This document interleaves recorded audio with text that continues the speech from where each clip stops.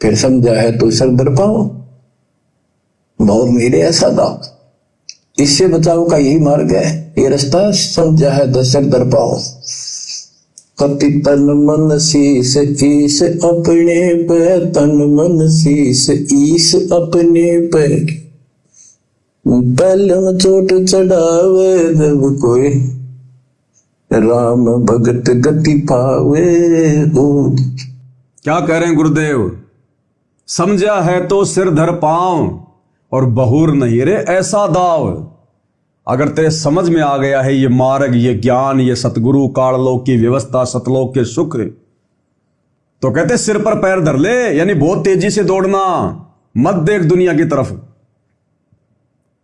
केवल सतलोक चलने की सोच कि कैसे सफलता प्राप्त कर सकता हूं।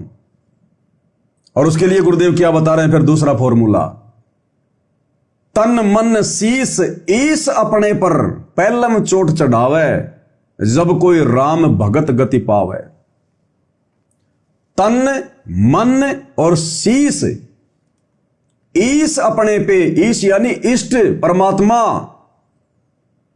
अब जब तक हमें यह पहचान नहीं होगी कि हमारा ईश कौन है, हमारा इष्ट कौन है, तब तक हम किसके ऊपर तन मन शीश चढ़ाएंगे?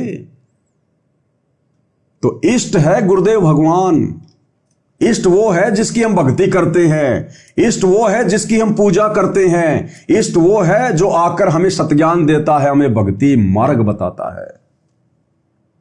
हमारे इष्ट कबीर भगवान सतगुरु रामपाल जी हैं। हमने इनके अनुसार चलना है, इनके कहे अनुसार भक्ति मार्ग पर आगे बढ़ना है। तन से यानी हर प्रकार से सेवा में शरीर लगा देना है। मन यानी फालतू की बकवादों को छोड़कर गुरुदेव के ज्ञान को आधार बनाकर चलना है। और शीश यानी गुरुदेव के प्रति हमने सदा समर्पित रहना है। अगर गुरुजी शीश मांगे तो भी उसी समय काट के दे दो। गुरुदेव कहते महिमा कीजिए संत की, तन मन धन सब दे, और सिर मांगे टाड़ा नहीं, मोर ध्वज लख ले। उस समय तो उनको कोई तत्व ज्ञान भी नहीं था, उनको मोक्ष भी प्राप्त नहीं हुआ, जिन्होंने अपने बेटे का सिर आरे से काट के सतगुरु के चरणों में चढ़ा दिया। आज आप और हमें तो सब कुछ मिलने जा रहा है और ना परमात्मा हमारा शीश ले रहा। आज हमसे शीश मांग रहा है। आज वर्तमान में शीश मांगने का मतलब है समर्पित। फालतू की बकवादों को छोड़ दो, दुनियादारी को छोड़ दो, संसार की तरफ मत देखो, साधारण तरीके से रहो, साधारण तरीके से खाओ और ज्यादा समय भक्ति भाव में लगाओ। साधु सोई जो सीधा चाल है। ये राजनीति करना, रैलियों में जाना, परशुराम की जयंती में जाना, नकली कबीर पंथियों की रैली में जाना सिरसा में, दुनिया भर के आडंबर करना, आरक्षणों में बैठना, गुंडों की सीबीआई जांच का समर्थन करना, जाटों की धर्मशाला बनवाना, ये संतों के काम नहीं होते, ये सीधे रास्ते नहीं है, ये बकवादियों की चाल है जो काल वर्तमान में संगत से करवा रहा है। तो सबसे पहले तो हमें यह कन्फर्म होना चाहिए हमारा ईश कौन है, हमारा इष्ट कौन है। तो यह कन्फर्मेशन अभी केवल सत्सेवक भाई बहनों को हुई है। शतलोक आश्रम से जुड़ी हुई 90% संगत अभी तक नहीं पहचान पा रही हमारा ईश कौन है।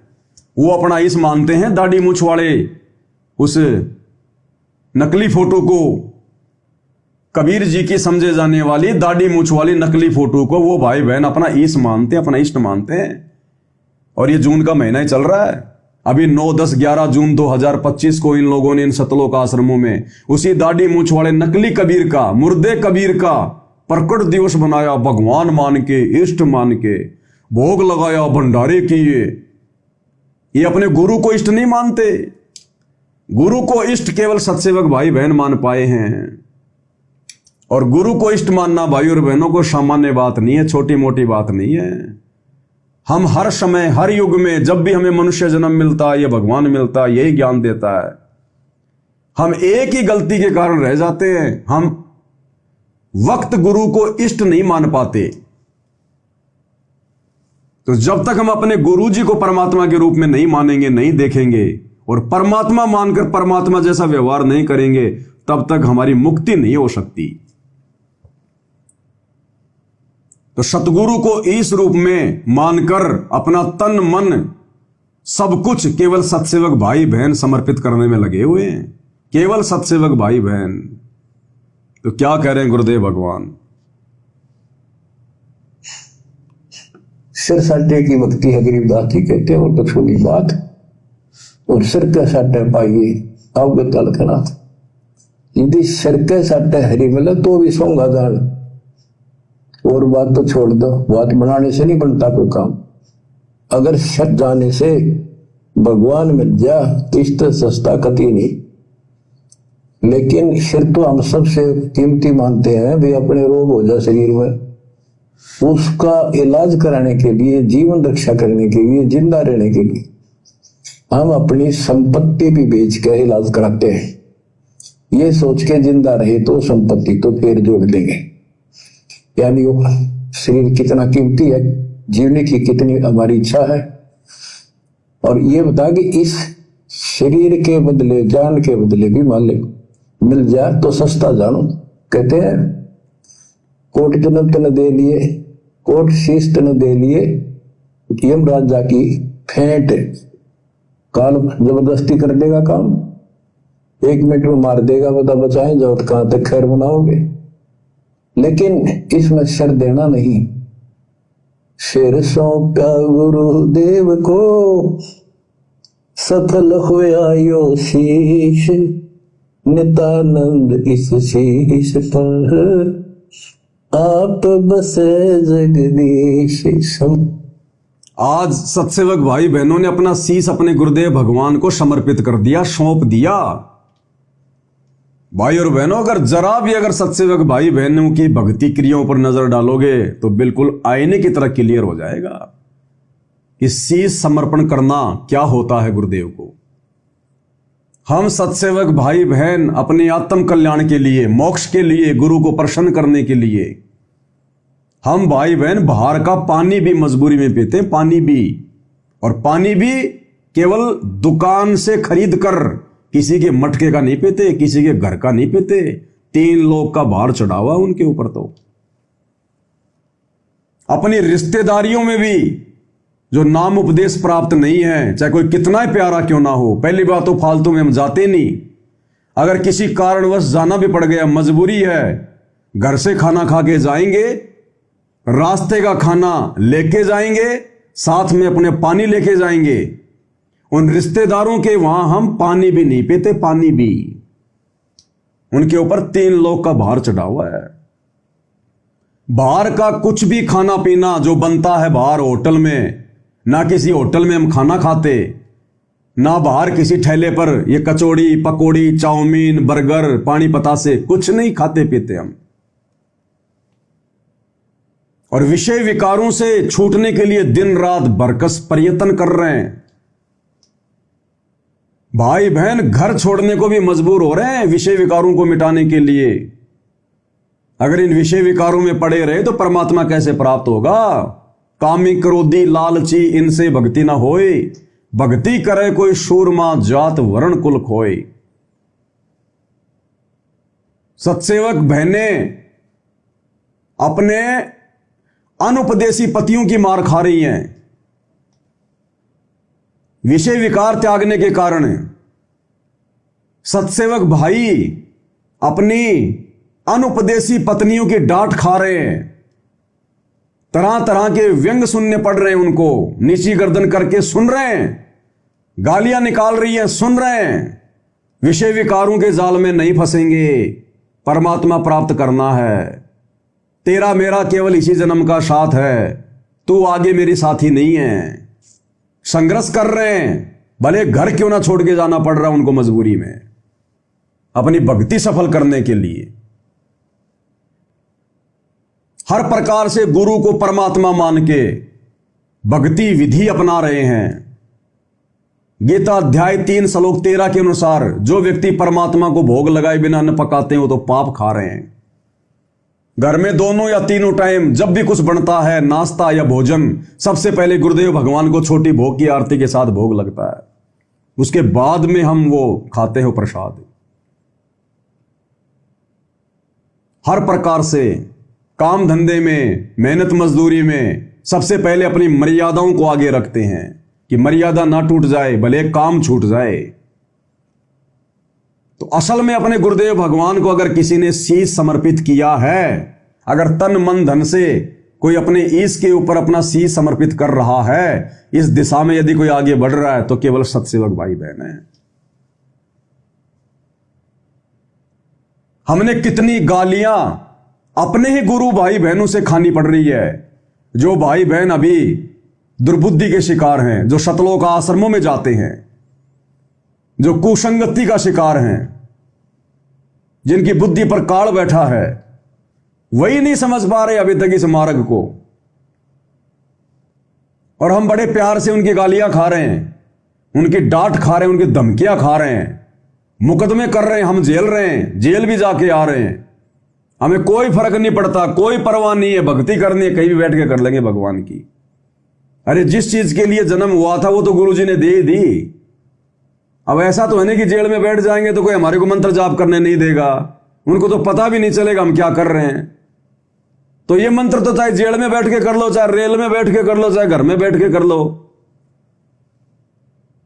तो हर प्रकार से हम तैयार हैं, लेकिन अपनी भक्ति सफल करेंगे इस जन्म में।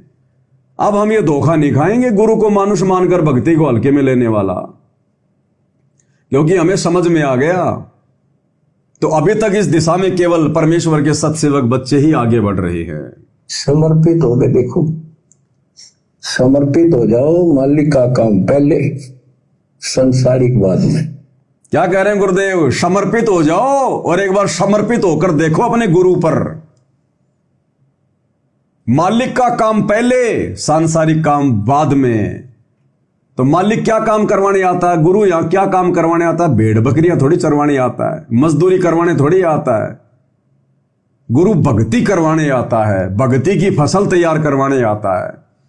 तो मालिक का काम पहले, यानी तीनों समय की आरती सबसे पहले। गुरु ने जो मंत्र जाप दे दिए वो है मालिक का काम, यानी आदेश दे दिया ना, जैसे मालिक अपने नौकर को आदेश देता है, भाई तूने दोपहर को ये काम करना है, शाम को ये काम करना है, उस समय तूने वो काम करना है, खेत में पानी देना है, तूने पशुओं को चारा चलाना है। तो हमारे मालिक, हमारे गुरुदेव सतगुरु रामपाल जी भगवान और मालिक ने हमको काम दे दिया कि बेटा रोजाना 108 मंत्र जाप करने, प्रथम मंत्र के ज्यादा करे तो बहुत अच्छी बात है। सतनाम मिलने के बाद ज्यादा महत्व तूने सतनाम को देना है। प्रथम मंत्र तो एक माला करनी है, लेकिन सतनाम मिलने के बाद फिर सतनाम ज्यादा करना है। बेटा ये 3 समय की आरतियां हैं, मैं तुझे काम दे रहा हूं, ये मजदूरी है। 5 यज्ञ हैं, ये भी तूने करनी है। सत्संग भी तूने रोजाना 1 घंटा सुनना है समय निकाल के, और हर प्रकार से बेटा तूने मर्यादा में रहना है। तो ये काम दिया हमें मालिक ने आज। तो गुरुदेव कह रहे मालिक का काम पहले। और ये आश्रम वाले भाई बहन, इनको इस प्रकार के सत्संग सुना के बेचारों को आश्रम बनाने में लगा रखा है, पत्थरों में लगा रखा है, मिट्टी के कट्टे, सीमेंट के कट्टे, खड्डे खोदने में लगा रखा है कि देखो गुरुजी कह रहे मालिक का काम पहले। अरे परमात्मा इन आश्रमों में अपने भक्तों का सिर कोई मिट्टी में देने के लिए आता है क्या? अरे मालिक ने सबको रहने के लिए छत दे रखी है, घर दे रखे हैं, जहां हमने अपने भगवान का दरबार लगा रखा है। भगत का घर ही उसका आश्रम है। ये वर्तमान में जितने भी सतलोक आश्रम जो बनाए जा रहे हैं, ये तो मनमाना आचरण है। काल नहीं चाहता कि भगत शांति से घर बैठकर मर्यादा में रह के भक्ति कर लें। इनको मजदूर बना दिया, मजदूर काल ने अपना मजदूर बना लिया, बेगार करवा रहा, बेगार। देखेंगे आने वाले समय में क्या काम आएंगे ये आश्रम। अरे जब पूरी दुनिया को समझ में आएगी कि यह भगवान धरती पर आया हुआ है, यही वो कल की भगवान है जिसको दुनिया यूट्यूब पे ढूंढ रही है। और गुरुदेव ने कह दिया कि जितने भी नकली संत और पंथ हैं, ये जितने भी नकली संत हैं, ये इनके सामने 2 ही ऑप्शन रहेंगे आने वाले समय में। या तो ये सतगुरु रामपाल जी की शरण में आ जाएंगे और अपने शिष्यों को भी बोल देंगे भैया हमारे पास में कुछ नहीं था, हम तो फालतू में डले ढो रहे थे, असली भक्ति मुक्ति सतगुरु रामपाल जी के चरणों में है, भाई चले जाओ। ये खुद भी सतगुरु की शरण में आ जाएंगे, अपने शिष्यों को भी बोल देंगे।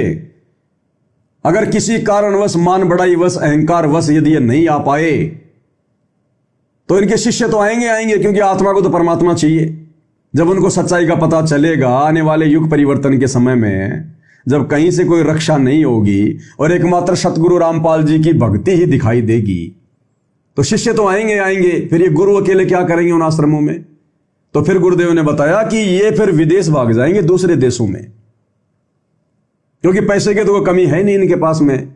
फिर ये कहीं दूसरे देशों में भाग जाएंगे ये। और जब उनके शिष्य सतगुरु की शरण में आ जाएंगे तो जो बड़े बड़े आश्रम इन्होंने जो गार्ड रखे हैं, उन भगत आत्माओं का पैसा जो बर्बाद करवा दिया उन लोगों ने उन पत्थरों में, उन नकली संतों के आश्रम फिर हमारे काम आएंगे। फिर साध संगतियां हुआ करेंगी उन आश्रमों में। जो गांव गांव में इन्होंने जो ब्रांचें खुलवा रखी है नकली साधु संत महात्माओं ने, वो फिर सतगुरु रामपाल जी भगवान के भक्ति मार्ग में काम आएंगे। क्योंकि जिन पुण्यात्माओं ने अपना पैसा लगा के वो आश्रम बनवाए हैं, जब वो ही सतगुरु की शरण में आ जाएंगे तो आश्रम का क्या होगा? तो सतगुरु के सत्संग चला करेंगे फिर वहां पर। तो हमने वर्तमान में क्या जल्दबाजी करनी है? ये नए आश्रम बना बना के भक्तों का पैसा बर्बाद करवा के। देखो, एक सत्संग में गुरुदेव ने बिल्कुल क्लियर कर रखा है, बिल्कुल साफ है, स्पष्ट कर दिया गुरुदेव ने। एक अंधे महात्मा की कथा सुना के और लास्ट में गुरुदेव कह रहे हैं, पुण्यात्माओं ये आश्रम फिर हमारे काम आवेंगे। तो इन सतलोक आश्रम वालों को थोड़ा सा धैर्य धारण करना चाहिए था, गुरुदेव के ज्ञान को पहले अच्छे से समझना चाहिए था। इसीलिए तो गुरुदेव बार बार कहते हैं ना कि भाई द्रव्य में यज्ञ की अपेक्षा ज्ञान यज्ञ सर्वश्रेष्ठ है। पहले ज्ञान को अच्छे से समझो, उसके बाद में दान धर्म करना चाहिए ताकि उसका सदुपयोग हो। तो गुरुदेव ने क्या सुनाई हमारे को?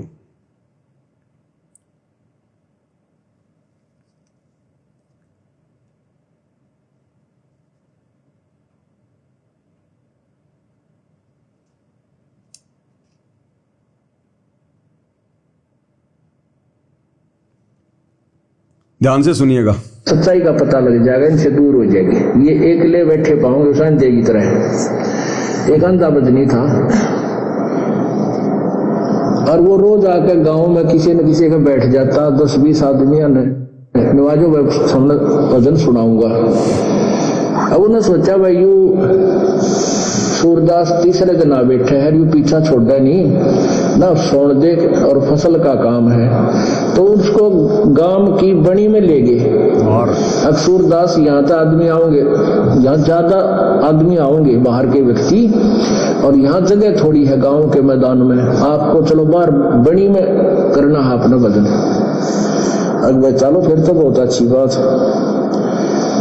वहां जाकर खड़ा कर दिया, वो एक रास्ता था, उस रास्ते के ऊपर एक मैदान से में खड़ा कर दिया अंधा, और 2-4 उसके साथ चले गए। उसने जब शब्द 5-4 भजन का इतने, हाँ क्या बात कही, हाँ क्या, फिर ने बोले हम नहीं बोलेंगे भी, तेरी बात में ज्ञान गणाएगा, तू एकला लगा रही है। अका अच्छी बात। अब दिन हो गए, 2 घंटे बोलते ने, वो गाने गावे। इतना में एक रास्ते चलता आदमी आ गया कोई रात में, वो कहने लगा रहा गाने वाले, ओ गाने वाले भाई मैंने उस गांव में जाना, रास्ता बता। तो अंधा बोला रहा निकम में यू देश बैठा यहाँ पे, कितने आदमी बैठे, इतना मैं पाया रास्ता पूछने। वो बोला तेरा फूफा बैठा है, कोई भी कोई ना, एकला भांडा खड़ा खड़ा। अरे कोई यहाँ पर कोई नहीं है, तू आप पर बांटन लग रहा खड़ा खड़ा, कोई नहीं तेरे साथ। तब उसका समझ भाई रहा तेरा गजब हुई, इतनी जल्द धोखा हो गया भाई। तो इनके साथ ऐसा होगा, इन नकली संतों ऋषियों और मंडलेश्वरों के साथ ये एकले बंडा करेंगे अपने उड़ा बैठ कर इन आश्रमों में, कमरे में। और वो दिन आएगा कि आश्रम ये भाग जाएंगे छोड़ कर किता है, और वो आश्रम इन भक्ताएं का काम आएंगे जो पुण्यात्मा जी ने वो बनाया है। सच्चाई सच्चे ज्ञान से परिचित होकर ये तत्व ज्ञान उन आश्रमों में वे आपका प्रचार करवाया करेंगे। अब वो उनका लगाया हुआ पैसा वहां पर इतना अब सदुपयोग हो सकेगा ना, तो भाड़ में झोंक दिया, कति पाप में हिस्सा कर दिया, जो आश्रम बनवा दिए नकली संतों के, नकली दवाई, नकली हॉस्पिटल, और मरवा दी जनता, यानी आत्माओं का विनाश करवा दिया। वो दान किया हुआ भी पाप में सहयोगी हुआ उनका। अब कुछ दिनों में ये पता चलेगा, जब देखना ये रोया करेंगे पुण्यात्मा अपने गए हुए जीवन को। तो ऐसे धर्मदास जी समर्पित थे। और तो भाई और बहनों, देखा आपने, गुरुदेव भगवान ने बिल्कुल क्लियर कर दिया। आने वाले समय में ये नकली संतों के आश्रम जो उन पुण्यात्माओं ने अपने दान धर्म से बनवाया है, उन भक्तों ने, जब ये ज्ञान फैलेगा, ये ज्ञान जाएगा और युग परिवर्तन का समय नजदीक है, उस समय ये आश्रम हमारे काम आएंगे। इस परमेश्वर का ज्ञान प्रचार होगा, सात संगतियां हुआ करेंगी। फिर तो बताओ, वर्तमान में गुरुदेव की गैर हाजिरी में, इस परीक्षा के समय में, जहां हमने भक्ति को ज्यादा महत्व देना था, मर्यादाओं को ज्यादा महत्व देना था, अब मर्यादाओं की तो धजिया उड़ा दी सतलोक आश्रम वालों ने, उल्टे कर्म करवा के, राजनीतियां करवा के, और उल्टा भगत समाज का ज्योति पाठ और दान का पैसा दुनिया में तो उड़ाया सो उड़ाया, खुद के आश्रम तो बनवाए सो बनवाए, जाटों की धर्मशालाओं में भी करोड़ों रुपए लगवा दिए।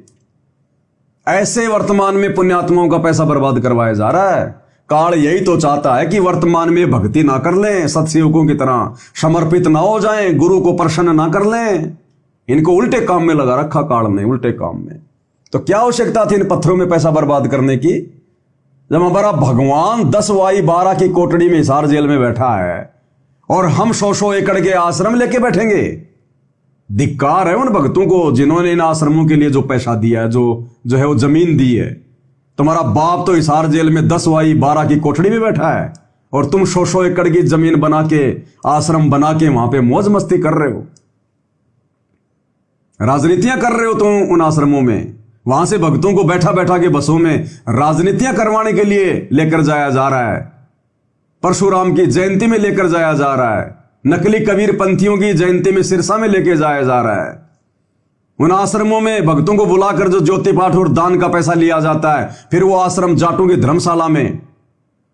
तो ऐसे उन भक्तों के फूट गए कर्म जिन्होंने गुरु की गैर हाजिरी में इन कुपात्रों को ज्योति पाठ और दान का पैसा देकर इन आश्रमों को बनाने में जो सहयोग कर दिया। अब इन्हीं आश्रमों में संगत को इकट्ठा करके काल उनके कर्म फुड़वा रहा है। तो इस मामले में भी सत्सेवक भाई बहन समझदार निकले ना। हम उन आश्रमों में जाते, क्योंकि जिस आश्रम में हमारा गुरु नहीं, हम वहां पर टिंडे लेने जाएंगे। क्या करेंगे हम उन आश्रमों में?